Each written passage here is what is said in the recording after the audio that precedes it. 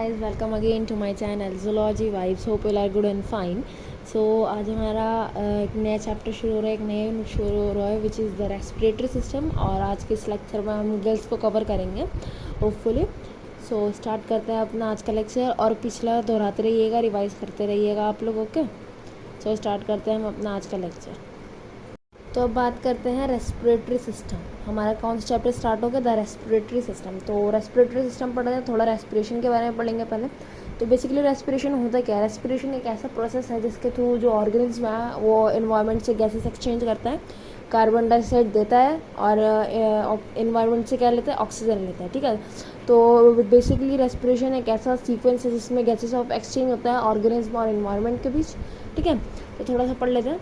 Respiration is a sequence of events that result in the exchange of gases, oxygen and carbon dioxide between the environment and the oxygen organism। जो environment के बीच में gases of exchange होता है उस process को क्या कहते हैं? रेस्पिरेशन। मतलब ऑक्सीजन का इंटेक करना और कार्बन डाइऑक्साइड का एक्सहेल करना। ठीक है, रेस्पिरेटरी ऑर्गन क्या होते हैं? रेस्पिरेटरी ऑर्गन एक ऐसा ऑर्गन है जो रेस्पिरेशन को पॉसिबल बनाते हैं। क्या कैसे बनाते हैं? गैसेस ऑफ एक्सचेंज के। गैसेस ऑफ एक्सचेंज जो होता है वो हमारे रेस्पिरेटरी ऑर्गन में होता है। हमें लंग्स में होता है, रेप्टाइल्स में लंग में होता है, एप्स में लंग्स में होता है, और फिशेस में और कुछ मैमल्स में किस में होता है? गिल्स के थ्रू होता है। सॉरी, कुछ एम्फीबियंस में किस में होता है? एम्फीबियंस कुछ लार्वा होते हैं उनमें गिल्स के थ्रू होता है। ठीक है, तो ये the respiratory system are of two types. Those that have respiratory surface turned out forming an evagination called gills. Those that have respiratory surface turned in the forming an evagination called lungs. मतलब किसी surface का imagination से जो बना हुआ है वो क्या बना हुआ है? गिल्स। मतलब ये सरफेस है तो इस सरफेस से ये ऐसे थोड़ा अप पुश हो गया है ना, अपर साइड पुश हो गया, तो ये किससे बना हुआ है? इमेजिनेशन से बना हुआ है। और इससे क्या बने हुए हैं? गिल्स। और सिमिलरली इसका जस्ट अपोजिट जो ये सरफेस है ये डीप डाउन पुश हो गया, तो इससे क्या बना हुआ है? हमारे लंग्स है ना। हमारे लंग्स जो बने हुए हैं इन्हीं से बने हुए हैं। किससे बने हुए हैं हमारे लंग्स? इन्वेजिनेशन से। और गिल्स बने हुए हैं इवेजिनेशन से। ठीक है, तो सबसे पहले जब हम रेस्पिरेटरी सिस्टम के बारे में बात कर रहे हैं तो सबसे पहले बेसिकली हम एक्वेटिक का देखेंगे। तो एक्वेटिक सांस कैसे लेते हैं, रेस्पायर कैसे करते हैं, है ना? वो गिल्स के थ्रू करते हैं। तो सबसे पहले हम गिल्स का स्ट्रक्चर देखते हैं, थोड़े बहुत फंक्शन देखते हैं गिल्स के। तो स्टार्ट करते हैं अपना gills structure, general Gill structure. ठीक है, the function of respiratory system is enable gases exchange between the fish and water. जो रेस्पिरेटरी सिस्टम है, जो गिल्स हैं वो क्या करते हैं? वो पॉसिबल बनाते हैं gases exchange between fish and water. पानी के बीच में और वाटर फिश के बीच में गैसेस एक्सचेंज जो पॉसिबल बनाते हैं वो गिल्स बनाते हैं। ठीक है, तो गिल्स का बेसिकली सिर्फ गैसेस एक्सचेंज का काम नहीं होता, वो और भी काम करते हैं, जैसे ऑस्मो रेगुलेशन करते हैं, एक्सक्रीशन ऑफ नाइट्रोजनस वेस्ट करते हैं, डिटॉक्सिफिकेशन करते हैं। कोई ऐसा हजार्डस एसिड आ गया इनके बॉडी में, उन सबको डिटॉक्सिफाई कर देते हैं ना। ये सारे काम किसके होते हैं? गिल्स के होते हैं। गिल्स के थ्रू ऑस्मो रेगुलेशन भी हो रहा है, टेम्परेचर मेंटेन भी हो रहा है, नाइट्रोजनस वेस्ट भी बाहर जा रहा है, और रेगुलेशन भी हो रहा है, टेम्परेचर रेगुलेशन भी हो रहा है, डिटॉक्सिफिकेशन भी हो रहा है। ठीक है, तो रेस्पिरेटरी सिस्टम के फिश के अंदर सिर्फ रेस्पायर करने का काम नहीं और बहुत भी काम है। ठीक है, अब थोड़े स्ट्रक्चर की बात कर लेते हैं। तो जो बेसिक स्ट्रक्चर होता है for gas exchange in the water are the gills. सबको पता है गिल्स से एक्सचेंज होता है जो पानी में जो भी गैसेस एक्सचेंज होते हैं, which are located on other side of the pharynx and supported by gill bony arches in adult. ठीक है, जो फेरिंग्स के दोनों में से किसी भी साइड प्रेजेंट हो सकते हैं, किसी में दोनों साइड देखने को मिलते हैं। ठीक है, मोस्टली क्या होता है? एक साइड देखने को मिलता है, या तो लेफ्ट या तो राइट साइड। ठीक है, जो गिल्स होते हैं किससे एक सपोर्टेड होता है? किससे सपोर्ट होते हैं? गिल आर्च। ये मैंने आपको स्केलेटन सिस्टम में भी बताया था आपको, विस्टीरियल आर्च, गिल आर्च, ये जो होते हैं सपोर्ट करते हैं गिल्स को। जो फेरिंग्स के पास जो भी गिल्स प्रेजेंट है उन सबको ये सपोर्ट करते हैं। In fish the gills are expose to water. ठीक है, जो फिश होते हैं तो उनके गिल्स भी दो टाइप के होते हैं, वो भी हम आगे पढ़ेंगे। तो उनके गिल्स क्या होते हैं? पानी में एक्सपोज होते हैं। The gills are compose of 3 major part, filament, rakers and arches. जो मेन मेजर पार्ट है वो फिलामेंट, ट्रैकर और आर्चेस है। बाकी और भी पार्ट्स इसमें प्रेजेंट होते हैं। ठीक है, उसे इंट्रास्ट्रक्चर में आएंगे वो, क्योंकि उससे छोटे छोटे पार्ट है ना। The arches are the structural component of the gills raker, prevent the debris from the entering the fish throughout the gills. ठीक है, वो आर्चेस का क्या काम है? आर्चेस जो है कवर करके रखते हैं गिल्स को, तो जो भी वो है मतलब सपोर्ट देते हैं और थोड़ा कवर करके रखते हैं गिल्स को, ताकि कोई भी उल्टी सीधी चीज़ जो है और हमारे गिल्स के अंदर ना आए। ठीक है। गिल ड्रैकर क्या होता है? गिल ड्रैकर एक वो मटेरियल है जो गिल्स को होल्ड करके रखता है फिश की बॉडी से। जो गिल्स अटैच है फिश की बॉडी से, किसके थ्रू अटैच है? गिल ड्रैकर के थ्रू अटैच है, ठीक है। नेक्स्ट जो बात करते हैं हम, ठीक है, rackets prevent the debris of entering the fish through the gills and filament absorb the oxygen. और इनके जो गिल्स रैकर जो गिल्स आर्च होते हैं, है ना, जो गिल आर्च होता है, गिल आर्च ऐसा राउंड से स्ट्रक्चर होता है जिसमें बहुत सारे फिलामेंट अटैच होते हैं। जस्ट अ सेकेंड, है ना, ये आपका गिल आर्च होता है जिसमें बहुत सारे फिलामेंट अटैच होता है, ठीक है। इस फिलामेंट के एक पार्ट को आप देखिएगा तो उसे हम लैमिलाई कहते हैं, है ना। फिर उस एक पार्ट को देखिएगा तो उसे हम लैमिलाई कहते हैं, जहाँ पे मेन गैसेस एक्सचेंज हो रहा होता है वहीं पे हो रहा होता है। तो फिलामेंट में भी ऐसे हर लैमिला में हो रहा है। तो लैमिला क्या है? बेसिकली फिलामेंट का पार्ट है। तो हम ये भी कह सकते हैं कि फिलामेंट में क्या हो रहा है? गैसेस एक्सचेंज हो रहा है, ठीक है। सबको यूनाइट करके बोले तो क्या बोलेंगे? फिलामेंट में गैसेस एक्सचेंज हो रहा है। तो ये आपका जो होता है, यहाँ पे ये गिल आर्च होता है, ठीक है। और ये गिल आर्च के आगे फ्रंट में एक हुक सा स्ट्रक्चर होता है, ये गिल रैकर होता है जो फिश से अटैच होने में हेल्प करता है, ठीक है। The water goes through their mouth and runs over the filament which absorb the oxygen through the capillaries. जो ये लैमिला, जो ये फिलामेंट होते हैं, इनमें क्या प्रेजेंट होता है? ब्लड कैपिलरीज प्रेजेंट होती हैं जो वो करती हैं, जो भी ऑक्सीजन है उनको ले लेती हैं काउंटर करंट मैकेनिज्म के थ्रू, और जो भी वो कार्बन डाइऑक्साइड होता है वो छोड़ देती है पानी में, ठीक है। The oxygen travels through the body in the blood like mammals. When the blood come back through the capillaries, carbon dioxide is released and oxygen is absorb, ठीक है। This is referring as gas exchange. A bony plate the operculum guards the gills and is also responsible for maintaining water pressure when the fish is not moving। जैसे सबको पता है जो bony fishes होती है वो हर वक्त मूव नहीं करती क्यों नहीं करती? क्योंकि उनके पास एक स्विम ब्लैडर होता है जिसके थ्रू वो तैरती हैं, फिर थोड़ा रुक जाती है, तैरती हैं, फिर थोड़ा रुक जाती है। मगर आप शार्क्स वगैरह में देखेंगे उनके साथ ऐसा नहीं है, वो कंटिन्यूसली तैरते रहते हैं ना। तो जो फिश रुकती हैं, तो जब वो रुकती है तब तो उनके पास वो कोई प्रेशर नहीं लगा रही है ना। जब वो प्रेशर लगाती है जब भी तो पानी को चीरती हुए आगे तैरती हुई चली जाती है। बट जब वो रुकी नहीं रही है तो उस वक्त तो कोई प्रेशर नहीं लगा रही, तो उनकी जो गिल्स होती है उसकी कवरिंग होती है विच इज़ ओपरकुलम। तो ओपरकुलम जो है वो गिल्स को कवर करके रखता है, और कवर करके रखता है तो उसका एक फंक्शन ये हो गया गिल्स की सेफ्टी हो रही है। दूसरा फंक्शन ये हो गया जो प्रेशर है, जब वो तैर नहीं रही है उस वक्त जो प्रेशर लग रहा है गिल्स पे, वो जो है आपका ओपरकुलम मेंटेन कर दे रहा है, ठीक है। तो बातों को आगे बढ़ाया जाए तो fish are covered by a thin epidermal membrane which fold repeatedly to form the plate like lamella that look like free flap, ठीक है। जो फिल्स है, जो गिल्स है सॉरी, उसमें जो ना एपिडर्मल की मेम्ब्रेन की फोल्डिंग होती है, वही फिलामेंट के ऊपर फोल्डिंग्स होती है जो लैमिला का प्रोडक्शन करती है ना। जो लैमिला होते हैं वो फ्री फ्लैप लाइक स्ट्रक्चर होते हैं, मतलब फ्रीली मूविंग स्ट्रक्चर होते हैं, एकदम ऐसे घूम रहे होते हैं मजे में, ठीक है। The structure of lamella increase the surface area for the respiration for gas exchange. जैसे हमारे एल्विलाई होते हैं ना, ह्यूमन बींग में एल्विलाई का क्या फंक्शन होता है? सरफेस एरिया को इंक्रीज करना गैसेस एक्सचेंज के लिए, ठीक है। तो सिमिलरली जो लैमिला होता है इनका, तो वो हमारे एल्विलाई के जैसा है, वहाँ पे गैस एक्सचेंज का फंक्शन होता है। और क्या काम होता है उसका? सरफेस एरिया को इंक्रीज करना। The flow of water is opposite to the direction in which the blood moves. जो जहाँ पे ब्लड मूव कर रहा होता है उसके अपोजिट डायरेक्शन में जो होता है वाटर का फ्लो होता है, तभी तो गैस से एक्सचेंज होता है। लोअर कंसंट्रेशन ग्रेडियंट से हायर कंसंट्रेशन ग्रेडियंट की तरफ, है ना, सॉरी, हायर कंसंट्रेशन ग्रेडियंट से लोअर कंसंट्रेशन की तरफ जो है गैस एक्सचेंज होता है। पानी के पास ज़्यादा ऑक्सीजन होता है तो कहाँ चले जाता है? जहाँ पे कम है ऑक्सीजन, कहाँ पे कम है? ब्लड में, है ना। तो फिर जब वहाँ से जो हमारा ऑक्सीजन है वो जब ब्लड कैपिलरीज में आ जाती है तो उसके पास फिर क्या होता है? पानी के पास उतना ऑक्सीजन नहीं होता, कार्बन डाइऑक्साइड ज़्यादा बचता है, फिर वहाँ से वो कार्बन डाइऑक्साइड लेके चला जाता है ना। The rate of respiration in fishes is depend on the amount of dissolve oxygen in water. Water के अंदर कितना अमाउंट ऑफ वो ऑक्सीजन डिजॉल्व है, इसके अकॉर्डिंगली जो है फिश का रेट डिटरमाइन करता है। मतलब अगर जैसे फ्रेश वाटर, इस मरीन वाटर, सबका अलग अलग होता है सिस्टम, है ना। तो उसी के अकॉर्डिंगली जो होता है वो डिटरमाइन करता है क्या जो फिश का भी वो रहता है, रेस्पिरेशन रेट होता है। सो अब बात कर लेते हैं गिल्स के टाइप की, ठीक है। तो गिल्स जो होते हैं वो मेनली दो टाइप के होते हैं, ठीक है। The external gills and internal gills. जो हमारे गिल्स प्रेजेंट होते हैं फिशेज में वो भी दो टाइप के होते हैं, उसमें वेराइटीज़ है। एक एक्सटर्नल गिल्स होता है और एक जो होता है इंटरनल गिल्स होता है, ठीक है। तो जो एक्सटर्नल गिल्स होता है वो कैसे डेवलप होता है? बेसिकली जो एक्सटर्नल गिल्स होते हैं वो हमारी जो स्किन होती है, जो फिश की स्किन होती है उसकी जो कवरिंग होती है, आउटर कवरिंग होती है, उससे डेवलप हुए हुए होते हैं, ठीक है, जो बाहर की तरफ निकल जाते हैं उससे डेवलप हुए हुए होते हैं। और ये बहुत सारे लार्वाज में भी दिखेंगे आपको, एम्फीबियंस वगैरह के लार्वाज में भी देखने को मिलते हैं, ठीक है। तो थोड़ा पढ़ लेते हैं।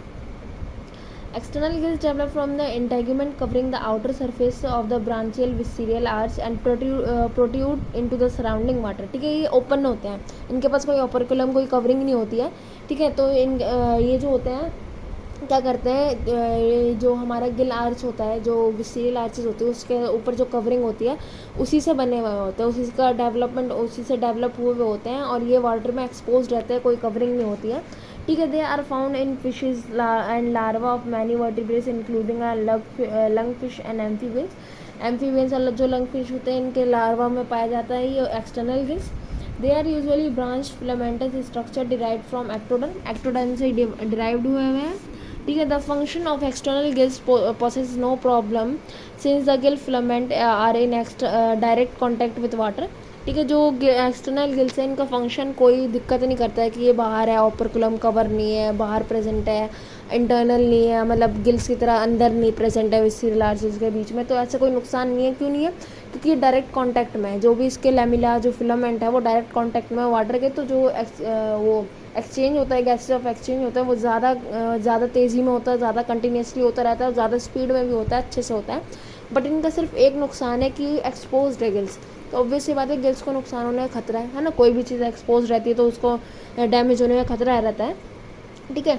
The disadvantage of external gill is that they are easily damage, ठीक है, वो ईजिली डैमेज हो जाते हैं, यही एक सिर्फ जो डिसएडवांटेज है हमारे एक्सटर्नल गिल्स का। बाकी उसका कोई ऐसा नहीं है कि इंटरनल गिल्स ज़्यादा बेहतर है उससे, ऐसा कुछ नहीं है। इंटरनल गिल्स और उसका एक्सटर्नल गिल्स दोनों का फंक्शन सेम है, बस उसका एक डिसएडवांटेज क्या है कि वो ईजिली डैमेज हो सकता है, मगर हमारा कोई भी चीज़ इंटरनल है तो वो ईजिली डैमेज नहीं होता है ना, ये तो बताने वाली बात ही नहीं है।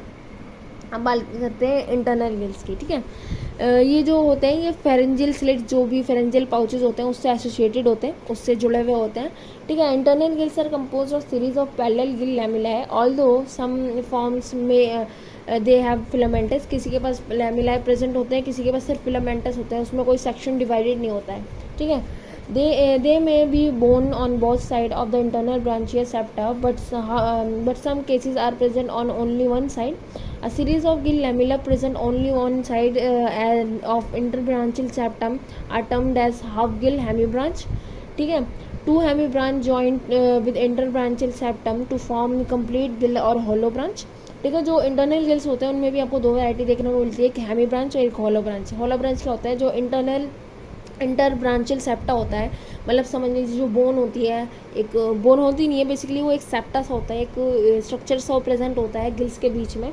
अगर उस सेप्टा के एक साइड है सिर्फ गिल्स का जो लैमिला और जो भी फिलामेंट प्रेजेंट है तो वो हेमी ब्रांच है, और जो लैमिला और फिलामेंट दोनों साइड प्रेजेंट है तो वो होलो ब्रांच है, ठीक है।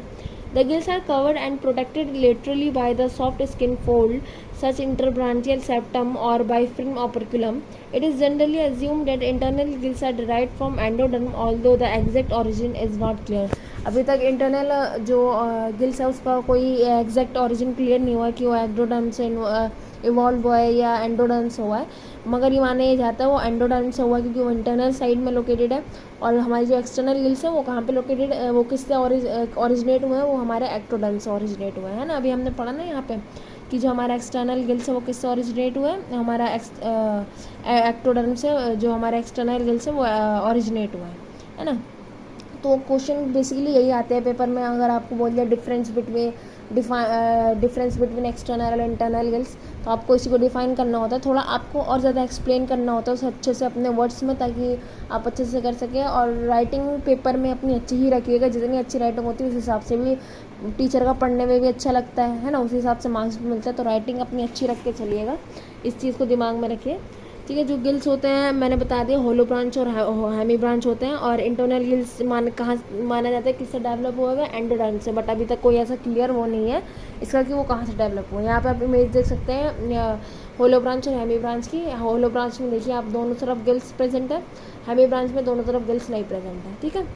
अभी तक जो देखा था, जो भी हमने वो इंटरनल ब्रांचियल सेप्टा के बेसिस में हमने डिफरेंस देखे थे, हॉलो ब्रांच और हेमी ब्रांच। हेलो ब्रांच और हेमी ब्रांच किसके उस पर डिफरेंस देखे थे हमने, इंटर ब्रांचियल सेप्टा के उस पर देखा था। अगर दोनों तरफ गिल्स प्रेजेंट है तो क्या है वो हेमी ब्रांच है, और सिर्फ सिंगल साइड प्रेजेंट है, सॉरी दोनों तरफ प्रेजेंट है तो होलो ब्रांच है, और सिंगल तरफ प्रेजेंट है तो क्या प्रेजेंट है, क्या है वो हेमी ब्रांच है ना।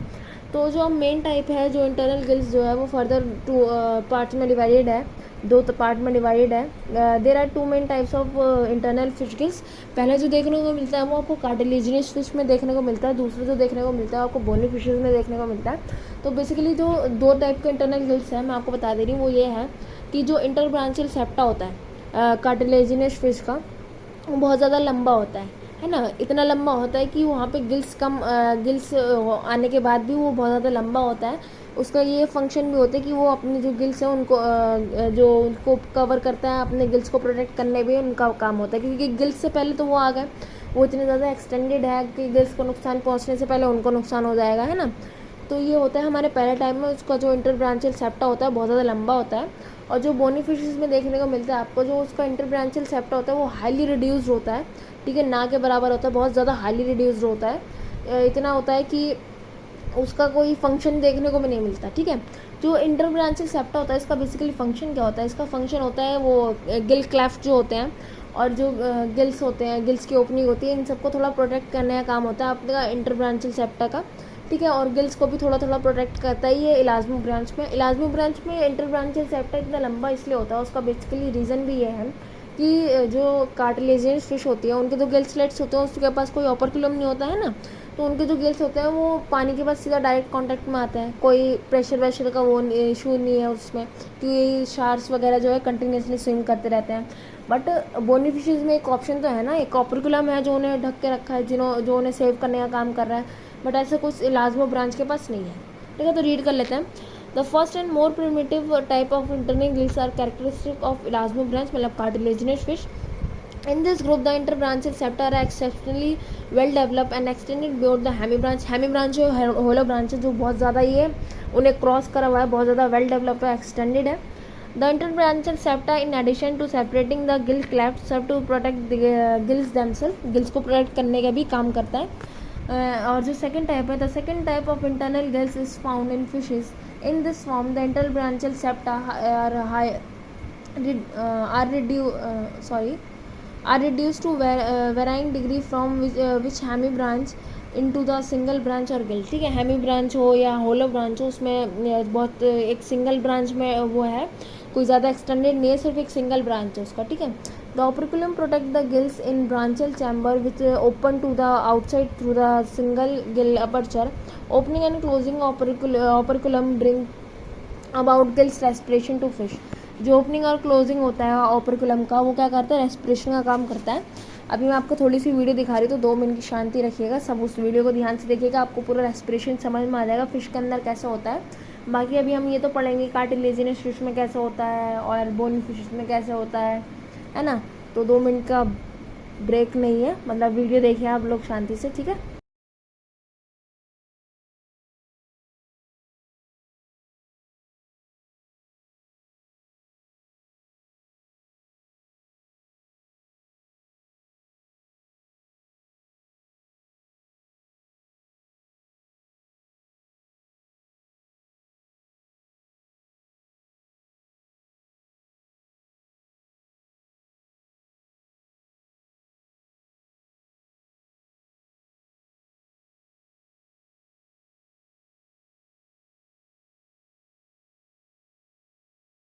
बातों को आगे बढ़ाते हैं और पढ़ते हैं हम गिल आर्चेस के बारे में। तो गिल आर्चेस बोल दीजिए, स्केलेटन गिल्स बोल दीजिए, या विस्टीरियल आर्चेस बोल दीजिए, सारी बात एक है ना, ये चीज़ एक ही है, नाम अलग अलग है, ठीक है। तो इनका बेसिकली सबसे प्राइमरी फंक्शन क्या होता है, मैंने आपको जब स्केलेटन सिस्टम बताया था उसमें बताया था, जो विस्टीरियल आर्चेस होते हैं इनका प्राइमरी फंक्शन होता है गिल्स को सपोर्ट देना, है ना।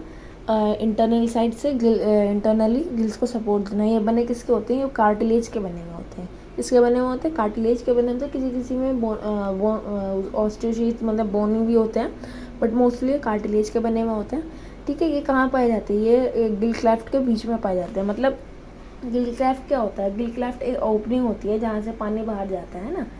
जैसे ये यहाँ पे आपका मान लीजिए गिल है, सपोज कर लीजिए, तो यहाँ से जो पानी जा रहा है, यहाँ से पानी जा रहा है, तो ये एरिया क्या हो गया ना, ये हो गया आपका गिल क्लेफ्ट, जहाँ से पानी बाहर जाए और अंदर है। ठीक है, इसे हम क्या कहते हैं? गिल क्लेफ्ट होते हैं। ये एक के बाद एक लगे हुए होते हैं, सीरीज में लगे हुए होते हैं।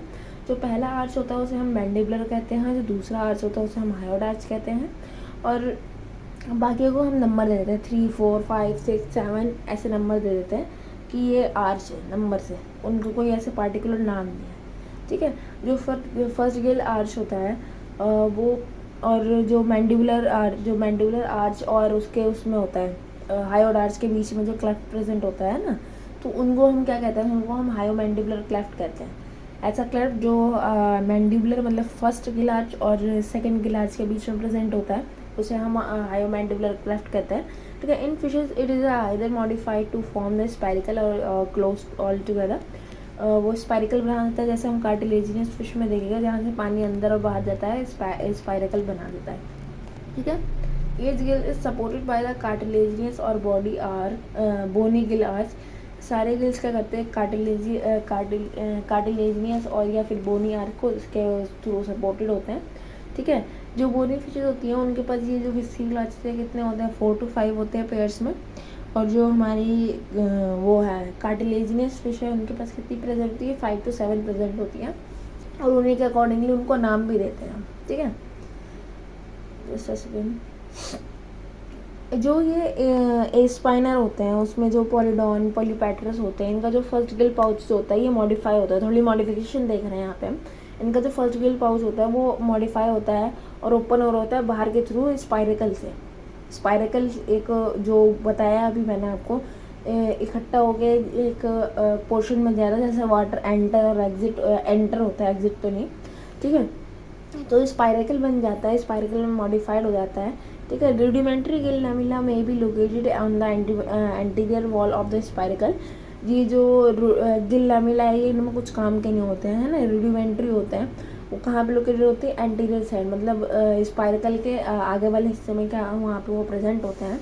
ठीक है, since the blood supply to this lamella consist oxygenated blood, they do not perform respiratory function and term as false gills और सूडो गिल्स। सूडो गिल्स बोल लीजिए, सूडो ब्रांच बोल दीजिए, फॉल गिल्स बोल दीजिए, बात एक है। ऐसे लैमेला, ऐसे गिल्स जो रेस्पिरेशन में हेल्प नहीं कर रहे हैं, जो रेस्पिरेशन में इन्वॉल्व नहीं हो रहे हैं, उसे हम सूडो गिल्स या सूडो ब्रांच कहते हैं। ठीक है, ये बात आपको ध्यान रखनी है। The spiracles generally open on the top of the head and in some species they are provided with valve. जो हमारा वो होता है स्पायरिकल होता है वो हेड के टॉप में ओपन हो रहा होता है, और ये स्पीशीज में किसी किसी स्पीशीज में वेल प्रेजेंट होते हैं ओपनिंग और क्लोजिंग के लिए। ठीक है, तो यहाँ पे आप डायग्राम देख सकते हैं क्लियरली। ये कार्टिलेजिनियस फिश है हमारी। ठीक है, इसमें देखिए आप ये मैंडिबुलर आर्च है, ये हायोइड आर्च है। ठीक है, मैंडिबुलर आर्च और हायोइड आर्च के बीच में जो क्लेफ्ट प्रेजेंट है उसे क्या कहेंगे हम? हायो मैंडिबुलर क्लेफ्ट। ठीक है, ये सेकंड गिल आर्च, ये फर्स्ट गिल आर्च। ठीक है, यहाँ पे आप देख सकते हैं हेमी ब्रांच और होलो ब्रांच, इनका स्ट्रक्चर देख सकते हैं। इलाजमो ब्रांच यहाँ पे वो है, आपको जो इंटरनल गिल्स देखेंगे वो इलाजमो ब्रांच है। इनके जो इंटरब्रांचल सेप्टा वो देख लीजिए कितने लंबे क्यों हैं? इनके सेफ्टी के लिए। ठीक है, सो यहाँ पे आप इसका देख सकते हैं ब्रांचियल आर्च का फिश के अंदर, बोनी फिशेस के अंदर कैसे कैसे अरेंज है। ठीक है, सो आज के लेक्चर में यहीं पे ख़त्म होता है। होपफुली आपको वीडियो पसंद आई होगी। वीडियो पसंद आई तो लाइक शेयर सब्सक्राइब करना बिल्कुल ना भूलें। Thank you.